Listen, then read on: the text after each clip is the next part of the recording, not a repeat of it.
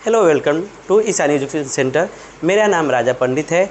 आज हम आप लोग को एक बहुत बेहतरीन लेकर आए हैं टॉपिक, जो कि क्लास 12 जो हमारे पीछे बोर्ड पर दिख रहे हैं कि क्लास 12 का जो सीबीएसई क्लास के बच्चे ने जो एग्ज़ाम दिए थे उसमें उनके कंपार्ट लगे हैं, वो भी मैथ सब्जेक्ट में। तो हम उनके लिए ये वीडियो बना रहे हैं और हम उसमें कैसे हम लोग पास हो सकते हैं, जो कि सबसे ज़्यादा किसी का अगर कंपार्ट लगता है तो वो आपका मैथमेटिक्स सब्जेक्ट है। तो अभी हम लोग देखते हैं कि इसको हम लोग क्या क्या कर सकते हैं, कैसे हम लोग स्टडी कर सकते हैं। तो आइए हम लोग देखते हैं। तो सब्जेक्ट मैथ और जो बच्चे का कंपार्ट लगा है हम लोग उसको पास कैसे हो सकते हैं और हम लोग पेपर कैसे सॉल्व कर सकते हैं। तो देखिए स्टूडेंट, हम लोग जो मैथ सब्जेक्ट है वो एवरी डे सॉल्व करने वाला सब्जेक्ट है। अगर हम लोग एक दिन नहीं सॉल्व करेंगे तो हो सकता है कि दूसरे दिन हम लोग को सॉल्व करने नहीं आए।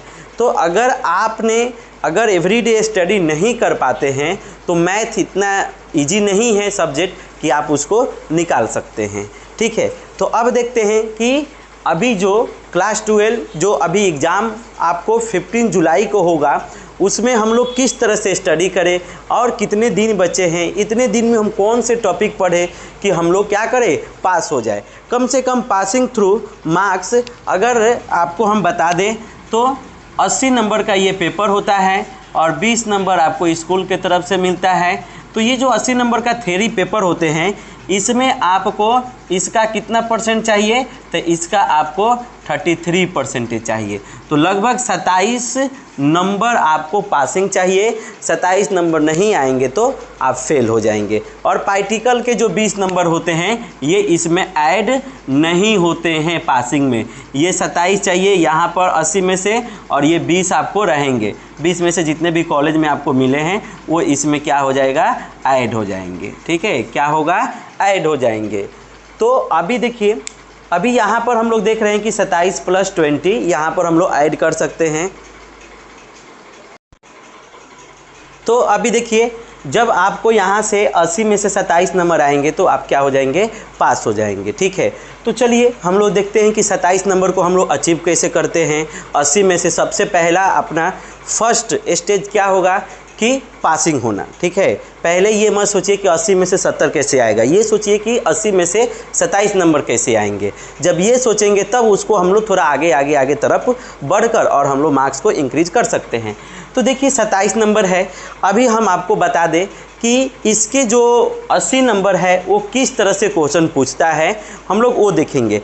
तो सबसे पहले अगर हम आपको बता दें तो यहाँ पर आपको मालूम होगा कि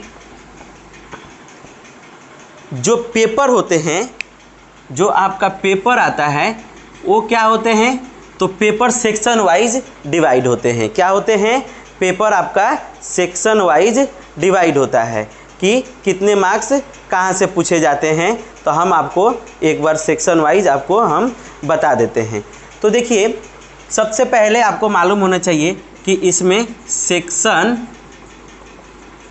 ई पूछता है, जो कि MCQ रहते हैं। क्या रहता है, MCQ रहता है। और ये MCQ आपका 1 मार्क्स का 20 क्वेश्चन पूछता है। तो ये आपका हो गया 20 नंबर।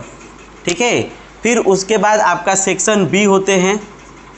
सेक्शन बी होता है, तो सेक्शन बी 2 मार्क्स का 6 क्वेश्चन पूछते हैं। तो ये हो गए 12 मार्क्स के।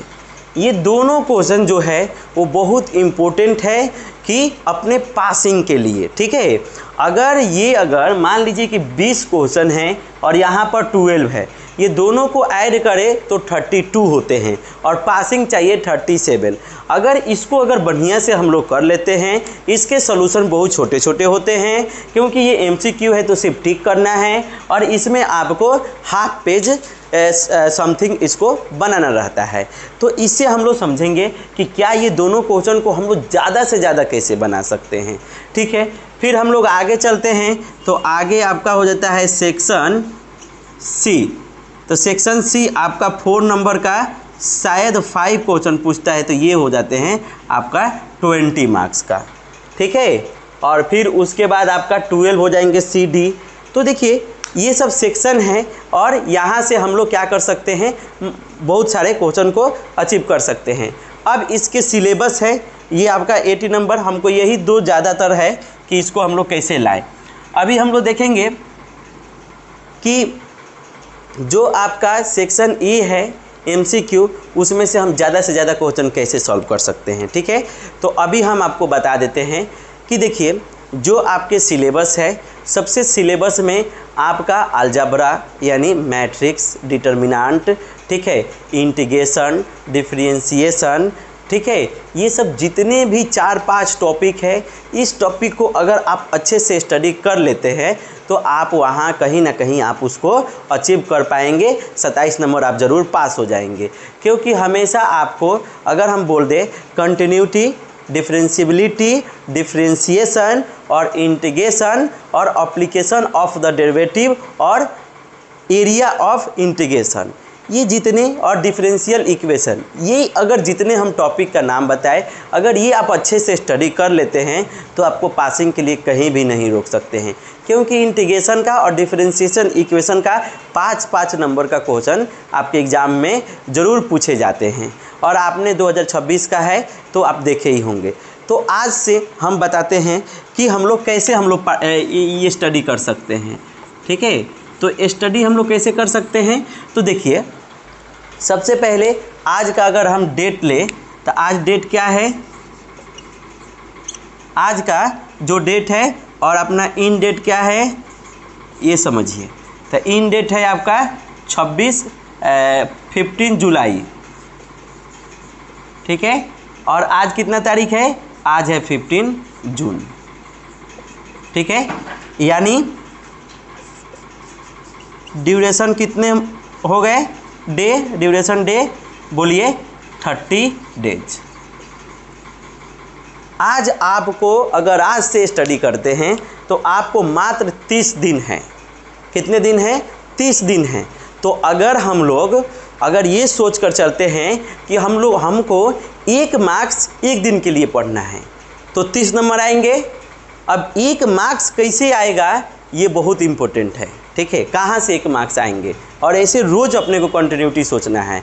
तो 30 डेज का प्लान बनाइए और कम से कम एवरी डे यानी रोज़ कम से कम 5 आवर्स आपको स्टडी करना पड़ेगा।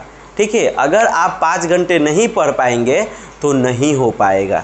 ठीक है, तो आपको 5 घंटा पढ़ना ही पड़ेगा, अगर नहीं पढ़िएगा तो नहीं हो पाएगा। ठीक है, तो अभी हम लोग यहाँ से अभी आपको कल से यानी आज शाम से या कल सुबह से आपको हर एक जितने क्वेश्चन टाइप के पूछे जाएंगे, ठीक है, और वो जो उसके पहले का जो फॉर्मूले थ्योरी पार्ट होंगे वो सब बताया जाएगा।